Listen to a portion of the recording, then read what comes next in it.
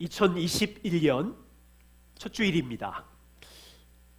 2020년 그 타임지에서 올해의 인물을 선정해서 발표를 했습니다. 미국 타임지인데요. 올해의 인물은 미국의 새로운 대통령 조 바이든 당선자와 카멜라 해리스 여자 부통령입니다. 그렇게 선정한 이유는 이렇습니다. 2020년 작년 한 해 동안 100년에 한 번 올까 말까한 코로나 감염병의 위협 속에서 특별히 심각한 인종차별의 불평등, 또 극심한 분열의 갈등 속에서 이 두 사람이 미국을 바꾸었다라는 평가 때문입니다.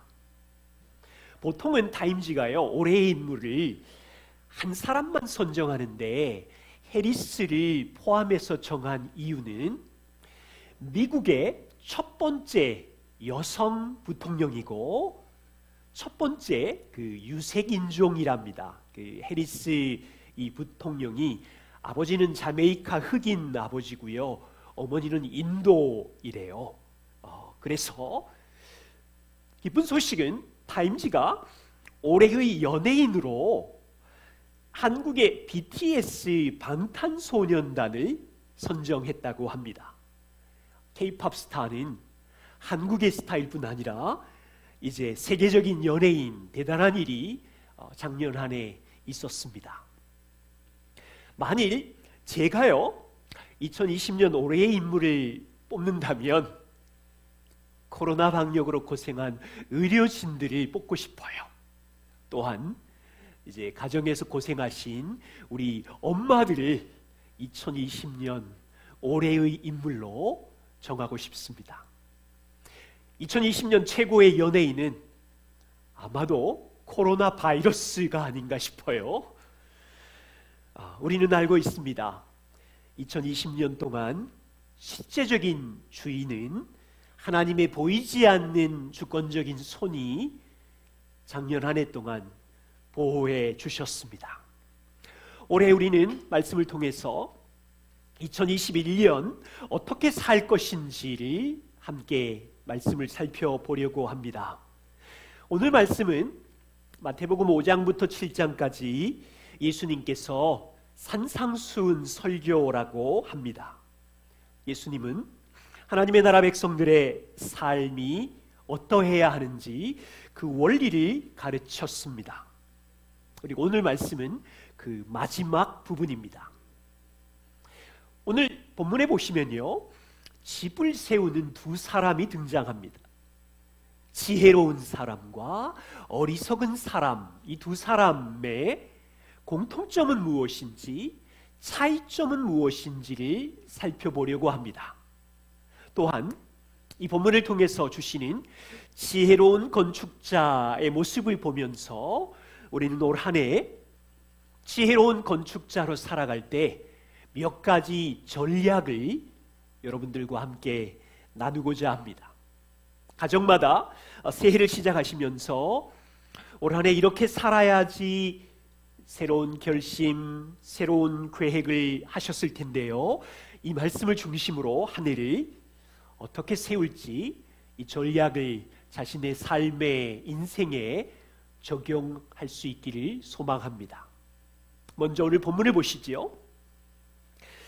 예수님의 말씀에 두 사람 또는 두 부류의 사람이 등장합니다.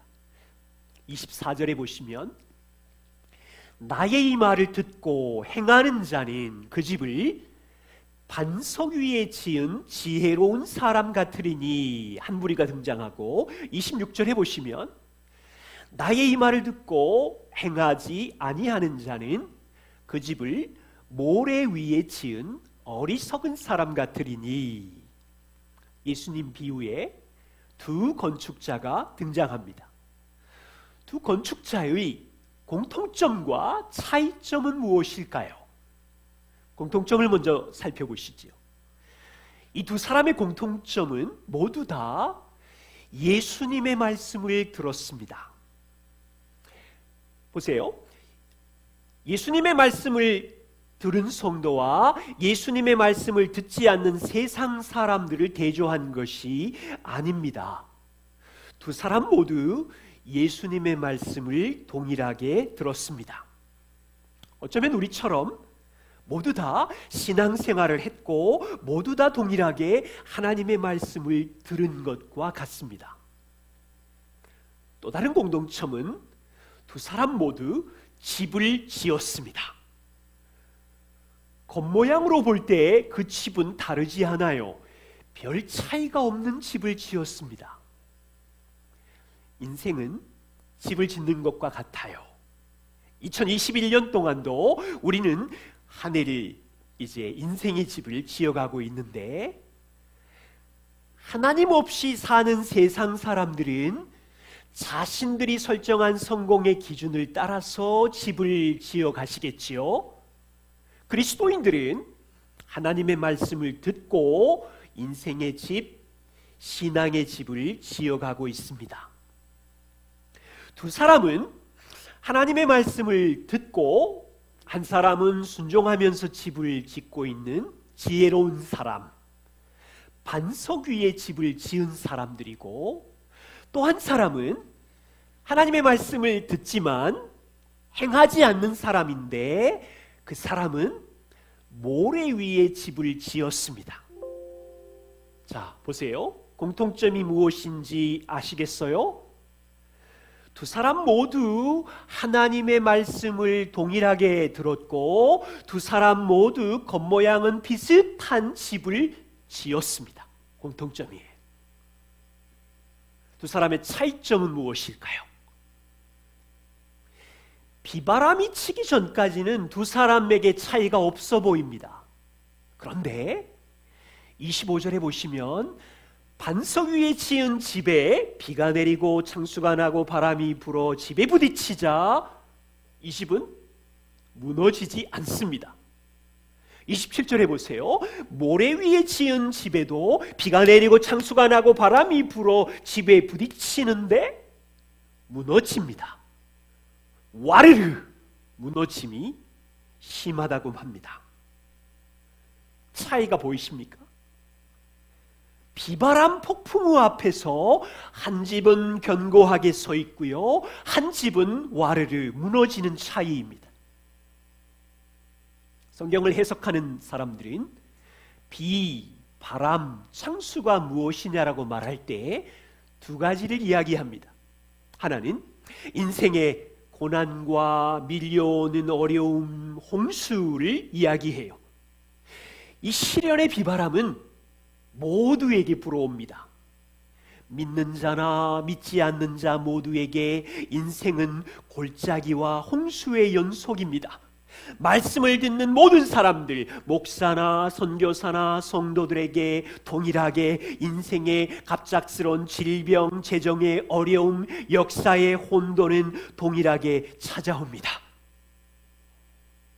또 다른 의미는 비바람, 홍수는 마지막 날 하나님의 심판대 앞에 모두 다 서게 된다는 겁니다. 앞에 보시면 그날에 하나님의 심판대 앞에 누구도 피할 수 없는 비, 바람, 홍수가 있답니다. 두 사람의 차이는 인생의 수많은 비바람, 창수 앞에서 반석 위에 지은 사람의 집은 요동하지 않고 튼튼히 인생을 견딜 뿐 아니라 심판날에도 견딜 수 있고,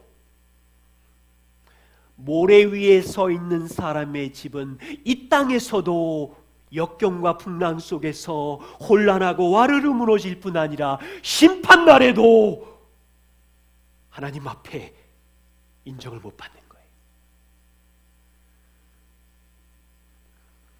자, 두 건축자의 비유에서 정말 조심해야 하는 것이 하나 있습니다.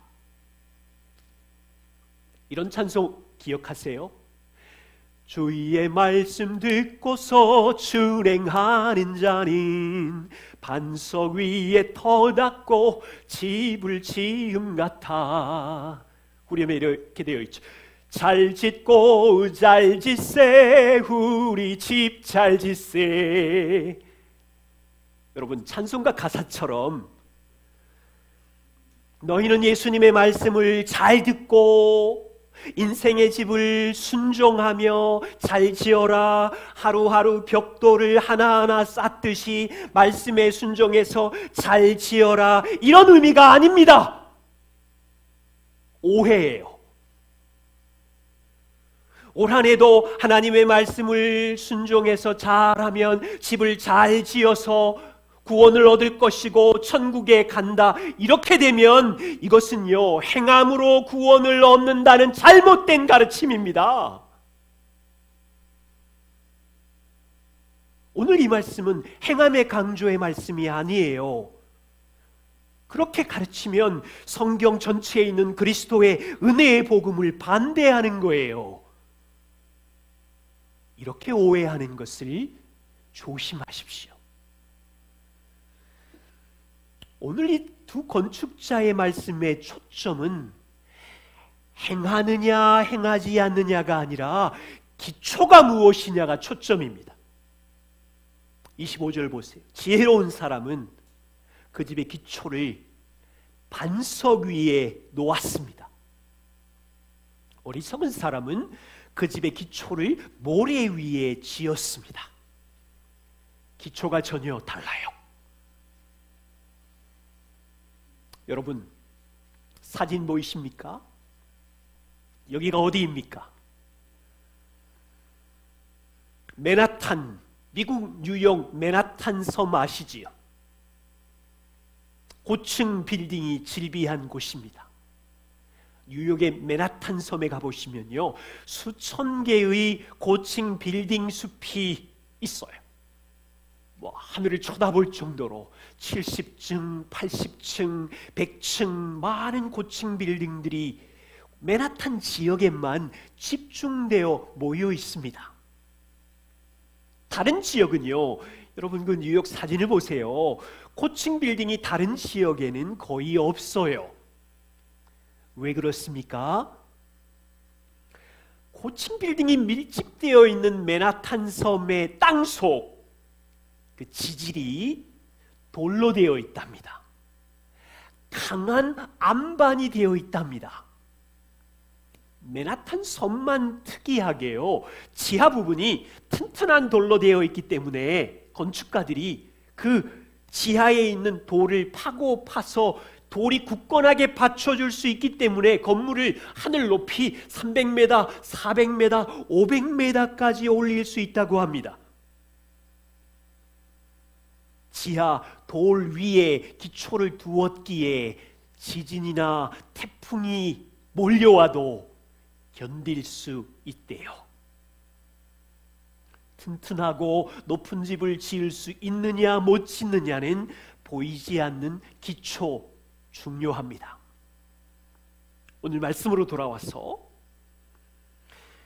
두 건축자를 다시 살펴보십시오. 두 집의 겉모양을 볼 때는 비슷한 것 같지만 결정적인 차이는 건물 아래의 보이지 않는 기초가 완전히 다르다는 겁니다. 두 건축자의 비유에서 가장 중요한 것은 눈에 보이는 집 행함이 아니라 보이지 않는 아래의 기초입니다. 그럼 이거예요. 보이지 않는 부분이 무엇입니까? 사람의 마음입니다. 사람의 마음이 하나님의 말씀에 어떻게 반응하느냐에 따라서 행함은 다르게 나타나는 것입니다. 마태복음 5장부터 7장까지 예수님의 말씀은 진리입니다. 모든 사람들이 예수님의 말씀을 동일하게 들었습니다. 이 말씀의 씨가 어디에 뿌려졌습니까? 각 사람의 보이지 않는 마음에 뿌려졌습니다. 예수님의 말씀을 모든 사람은 듣고 인생에 반응해서 집을 짓고 있습니다. 어떤 사람의 마음은요, 말씀을 대충 듣습니다. 이 말씀은 2000년 전 팔레스틴 어떤 청년이 한 말이래. 진짜 어떤 거는 어처구니가 없대. 대충 듣습니다. 말씀의 가치를 가볍게 여깁니다. 말씀하시는 분이 창조자인지 구원자인지 통치자인지도 모르고 듣습니다.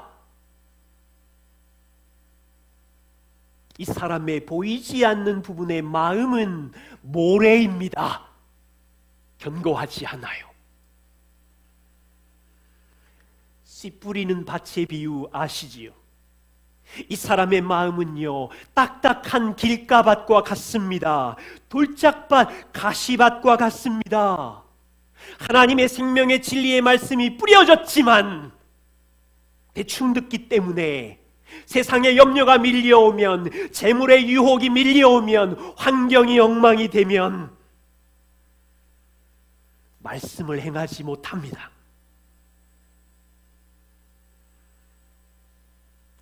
반석 위에 지은 사람은 어떻습니까? 예수님의 말씀이 뿌려지면, 예수님이 행하신 십자가와 부활의 사역이 이 사람 마음에 들어가면, 이 사람의 보이지 않는 마음에 예수님의 말씀과 예수님이 행하신 복음의 사역이 마음 깊이 뿌리 박히게 될 것이고, 그 사람은 주님의 말씀과 사역을 귀담아 듣습니다. 주님의 십자가의 죽으심을 단지 지적인 동의로만 듣지 않습니다. 하나님의 아들이 나 대신 내 저주를 받고 죽으셨구나. 하나님의 아들이 나 대신 저주를 받았기에 내 죄가 완전히 사해졌구나. 진실로 듣습니다. 하나님의 아들이 죽음을 깨고 부활하시고 승천하셨구나. 그분이 역사의 통치자이시구나. 진실로 듣습니다. 그분이 하늘 보좌에서 나를 위하여 내 인생 속에 들어오셔서 일하시는구나. 마음 깊이 듣습니다. 내 인생 혼란하겠지만 주님이 왕이시고 주인이시고 그분의 사랑은 변함이 없구나. 진실로 듣기에 순종합니다. 씨 뿌리는 비유로 말하자면 이 사람의 마음은 옥토입니다. 이 사람에게도 인생의 비바람, 햇볕이 내리쬐고 시련이 닥쳐오지만 하나님의 말씀을, 하나님의 아들의 말씀을 마음 깊이 뿌리 내렸기에 햇볕이 와도 어떤 풍파가 와도 요동하지 않고 굳은 결심을 하고 순종하면서 듣습니다. 2021년 성도 여러분, 어떤 집을 짓고 싶으십니까? 올해는 분명히 작년과 같이 모든 사람에게 비바람과 창수는 몰려올 것입니다. 올해도 작년처럼 집집마다 건강의 비바람이 갑자기 몰려올 수도 있고요. 어쩌면 작년보다 더 심한 재정의 위기가 안 왔으면 좋겠지만 예측을 할 수가 없어요. 관계의 고통이 안 왔으면 좋겠지만 다시 몰려올 수도 있고요. 자녀의 거센 폭풍은 시즌마다 다르게 몰려옵니다. 그때요, 우리는 겉으로 볼 때 우리 모습은 괜찮은 사람 같을 수 있어요. 보통 때처럼 일상을 살 수 있고 교회에 올 수도 있고 여전히 찬양할 수도 있고 말씀을 보기도 하고 봉사할 수 있는 동일한 비슷한 집을 지으면서 올 한 해를 갈 수 있지만 보이지 않는 기초 우리의 마음을 보세요. 우리의 마음이 그리스도의 견고한 말씀의 뿌리를 내렸다면 어떤 시련에도 풍파에도 요동하지 않고 견고하게 있을 것입니다. 그런데요, 우리의 마음이 감정의 환경의 느낌에 붙들려서 휘청거릴 수도 있고, 세상의 가치관과 사람들이 몰려가는 곳에 더 마음을 두게 되면 비바람과 창수의 시련 앞에 쓰러지기도 하고 넘어지기도 하고 절망하기도 하고.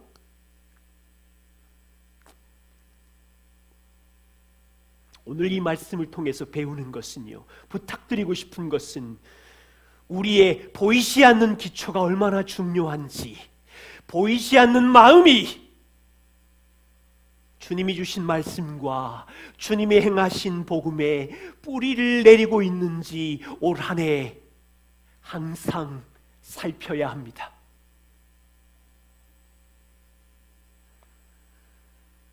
두 번째입니다. 올 한 해 동안 지혜로운 건축자로 저를 포함하여 모두 다 살고 싶으실 텐데요, 몇 가지 실천 전략을 나누겠습니다. 첫 번째는 우리 마음이 날마다 하나님의 말씀과 인격적인 교제에 뿌리를 내리는 것입니다.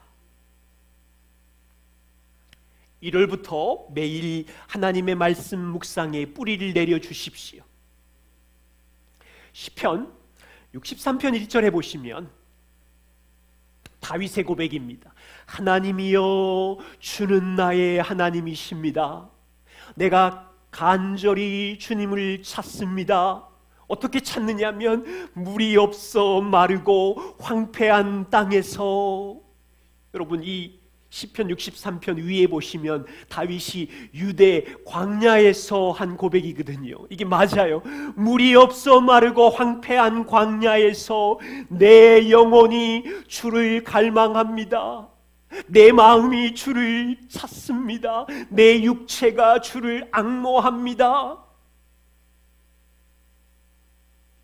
다윗을 보십시오. 그의 마음이 주 하나님을 갈망하고 있습니다. 그의 영혼이, 그의 육체가 간절히 주님을 찾고 있습니다. 10대 자녀들은 BTS 멤버를 만나기를 얼마나 간절히 찾습니까?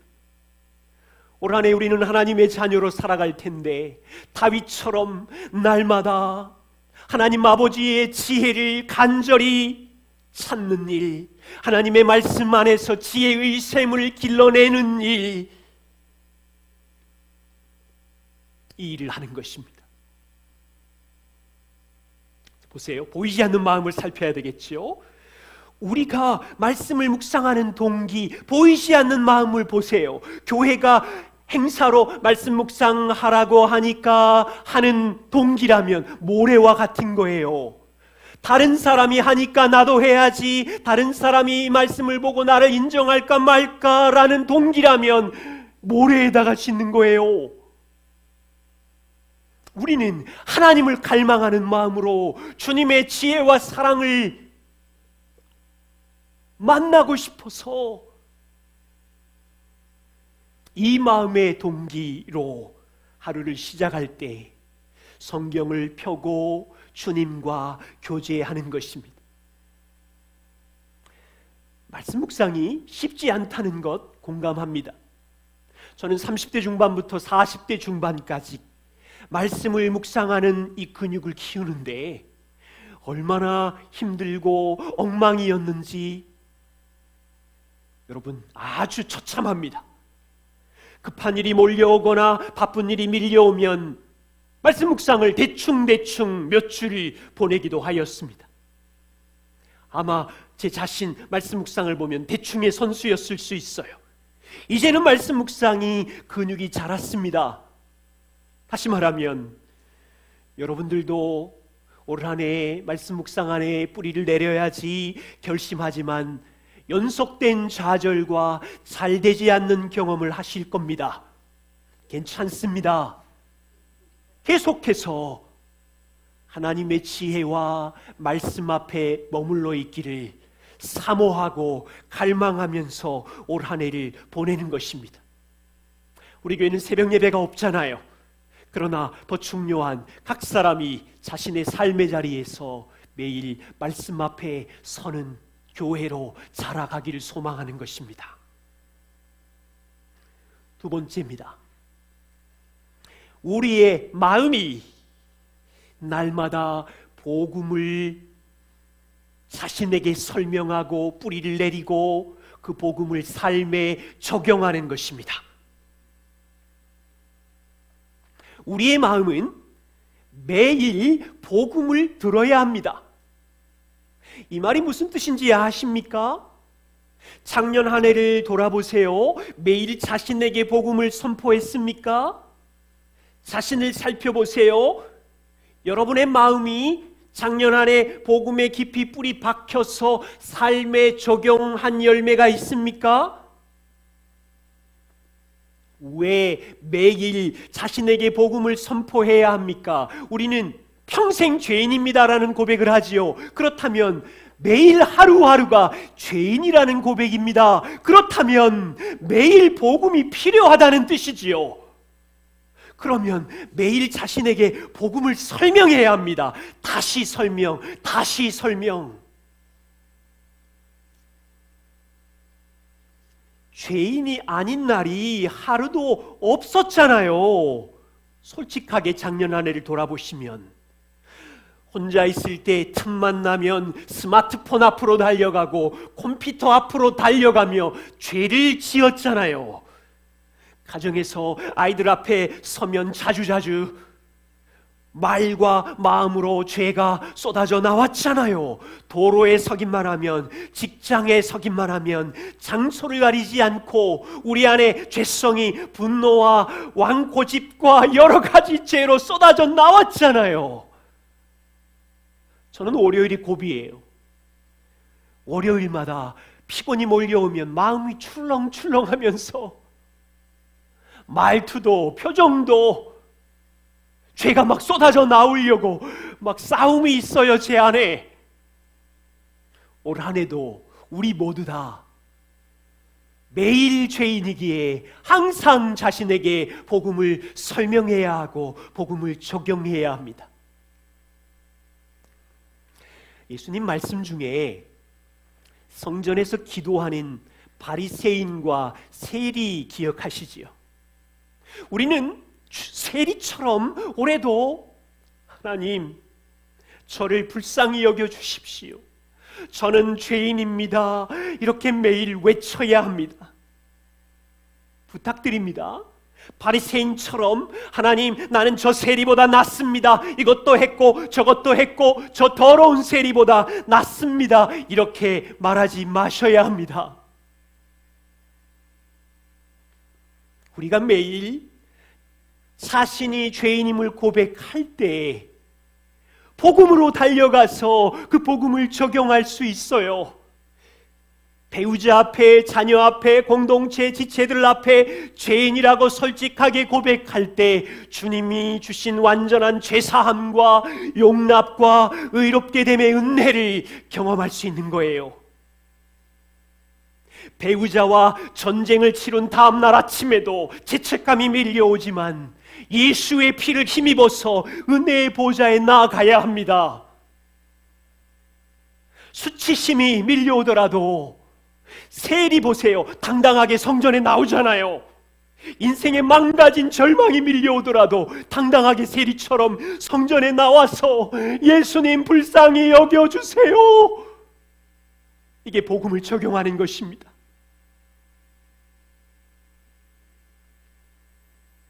지혜로운 건축자는 올해 매일 주님, 복음이 가장 필요한 사람은 납니다. 나. 지혜로운 건축자는 보이지 않는 자기의 마음에 복음을 다시 설명하고 다시 설명하고 마음에 뿌리고 적용해서 열매 맺으셔야 돼요. 세 번째입니다. 우리의 마음이 성도의 우선순위를 소중하게 여기는 것입니다. 이미 가장 중요한 하나님과의 우선순위는 말씀드렸습니다. 그 다음 우선순위는 우리가 삶 전체가 다 드러나는 가정에서 첫 번째 이웃인 배우자와 자녀들 안에서 성장해 가는 것입니다. 남성 여러분, 가정을 인도하고 공급하고 보호하고 사랑하는 일에 2021년 성장해가는 한 해가 되어 주십시오. 한국 남자들은 공급하는 일에는 최고입니다. 그러나 아내와 한 팀이 되어서 남자로서 가정을 인도해가는 일에 잘하시고 배우자의 마음을 더 섬세하게 돌보는 일에 잘하시고 아내를 보호하고 사랑하는 일에 자라가는 것이, 이것이 자라려면요, 여러분 남자들이 복음이신 그리스도께서 주시는 은혜를 누려야 자라갈 수 있습니다. 남성 여러분, 여러분의 스케줄 수첩을 꺼내시고 아내에게 말해 주십시오. 한 달에 2번 대화의 시간을 갖자고 해 주십시오. 이것은 아내에게 줄 수 있는 최고의 선물입니다. 결혼은 하나님의 은혜의 복음을 다음 세대에게 세상에 흘려보낼 수 있는 현장이기 때문에 배우자와 한 팀이 되고 서로 복음의 은혜를 누리는 현장이 되어 주십시오. 저는 주님의 은혜교회 남성들이 세상이라고 하는 동산에서 지혜로운 건축자로 성공하기를 기도하겠습니다. 또한 여러분들이 가정이라는 동산을 지키고 보호하면서 건강하게 복음의 은혜가 흘러가는 가정으로 세워가기를 기도하겠습니다. 네 번째입니다. 올 한 해 우리의 마음이 하나님의 주권과 사랑에 더욱 깊이 뿌리 내리기를 부탁드립니다. 올해 우리는 코로나 백신이 나오고 치료제가 나와서 더욱더 일상으로 돌아가는 일이 있기를 소망합니다. 그렇지만 누구도 예측할 수가 없습니다. 더 심각해질 수도 있습니다. 더 심각한 재난이 밀려오든지 우리가 붙잡아야 하는 것은 우리 모두의 마음이 우리 인생의 통치자요 주권자이신 주님의 사랑에 깊이 뿌리내리며 신뢰해 가는 것입니다. 바울이 초대교회 성도들을 이렇게 말합니다. 로마서 8장 35절입니다. 누가 우리를 그리스도의 사랑에서 끊으리요? 환난이나 곤고나 박해나 기근이나 적신이나 위험이나 칼이겠느냐? 이 모든 일에 우리를 사랑하시는 이로 말미암아 우리가 넉넉히 이기느니라. 바울은 초대교회 성도들의 현실을 알았습니다. 그들의 현실은 환난이고 곤고고 박해고 배고픈 기근이고 위험이고 칼의 공격을 받고 있는 두려운 위협이 현실이라는 것도 알았습니다. 그러나 바울이 알고 있는 놀라운 사실은 그런 환경의 골짜기를 지나가고 있지만 그리스도의 사랑도 사실이며 현실이라는 것을 알았기 때문에 이 모든 환경 속에서 우리가 넉넉히 이기느니라, 겨우 이기느니라, 억지로 이기느니라가 아니지요. 넉넉하게 충분하게 이길 수 있느니라.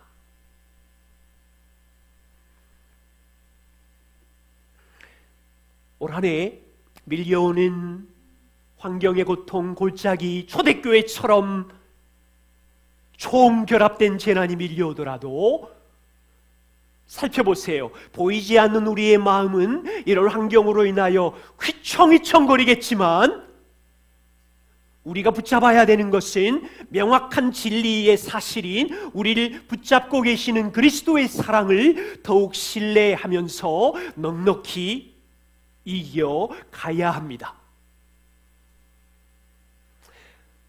로마서 본문을 보시면요, 한 번은 이런 생각이 들었어요. 바울이 배짱이 대단하구나. 야, 바울이 확률 높은 게임을 하고 있는 거 아닌가? 아니, 이런 재난과 환난의 총결합들이 밀려오는 초대교회 성도들에게 어떻게 이렇게 확신을 가지고 이야기할 수 있을까? 제가 볼 때 세 가지 바울의 확신 때문에 이렇게 담대히 말할 수 있습니다. 하나는, 바울은 변치 아니하시는 하나님의 무한대의 사랑의 성품을 확신했습니다. 바울의 눈에는 성도들이 먹지 못하는 기근으로 고통을 당하고 두려움으로 흔들거리는 것을 알았지만, 바울의 눈에는 성도들이 로마 제국의 권력의 핍박을 받으며 세상 사람들의 조롱으로 고통을 당하며 각 사람이 감정으로 출렁출렁 거리는 것을 보았지만, 사실이지만 바울은 알았어요. 그들을 사랑하시는 하나님의 변치 아니하시는 무한대의 사랑의 성품을 확실히 알았기 때문에 넉넉히 이기느니라. 두 번째는요, 하나님의 무한대에 변치 않는 성품만이 아니라 그 하나님이 하신 이 일을 알았기 때문이에요. 무슨 일을 하셨어요? 로마서 8장 32절에 자기 아들을 아끼지 아니하시고 너희를 위하여 모든 사람을 위하여 십자가에 내주시니가 어찌 모든 것을 이런 환난을 통과하는 너희들에게 주지 아니하시겠느냐? 바울이 확신했던 것은 하나님이 아들을 내어주신 사랑, 그분이 십자가에 죽으신 복음의 사역을 알았기 때문입니다. 세 번째는 바울은 현재 너희를 위하여 죽으시고 십자가에 부활하신 그분이 현재 너희의 통치자임을 알았기 때문에 34절 보세요. 로마서 8장 34절. 누가 정죄하겠느냐? 죽으실 뿐 아니라 다시 살아나신 이는 그리스도 예수시니 그가 어디에 있어요? 하나님 보좌 우편에 계신 자요. 그가 무엇을 하십니까? 핍박과 고난과 기근 속에 있는 너희를 위하여 간구하시는 자시니라. 보이십니까? 박해와 고통의 역사의 시즌을 보내고 있지만 바울은 성도 여러분, 30여 전에 십자가에 죽으신 예수님이 살아나셨습니다. 하나님 보좌 우편에 앉으셨습니다. 그들은 감정이 출렁거리고 있는데도 불구하고 괜찮습니다. 하나님의 사랑은 영원 전부터 시작되었고 아들에게 쏟아부어졌으며 그분은 지금 보좌에서 통치하시는 분이십니다. 어떤 피조물도 하나님의 사랑에서 끊을 수 없습니다. 하나님의 사랑과 주권적인 다스림에 깊이 들어가라고 초대교회 성도들에게 격려하고 있습니다. 이것은 바울의 배짱이 아니었고 이것은 바울의 확률 높은 게임이 아니라 변치 아니하는 하나님의 무한하신 성품에 근거한 것이며 그분이 이루신 행하신 일에 근거한 것이며 현재 그분이 통치하시는 분이심을 확신했기에 새해 첫 주일입니다. 우리의 마음이, 우리의 보이지 아니하는 이 마음이 비바람, 창수, 지진, 폭풍이 몰려오더라도 우리의 마음이 그리스도의 말씀에, 그리스도의 하신 일에, 그리스도께서 현재 하시는 일에 뿌리를 내린다면 올 한 해 열매 맺으며 주님이 기뻐하는 그 자리로 나아갈 수 있습니다. 기도하겠습니다.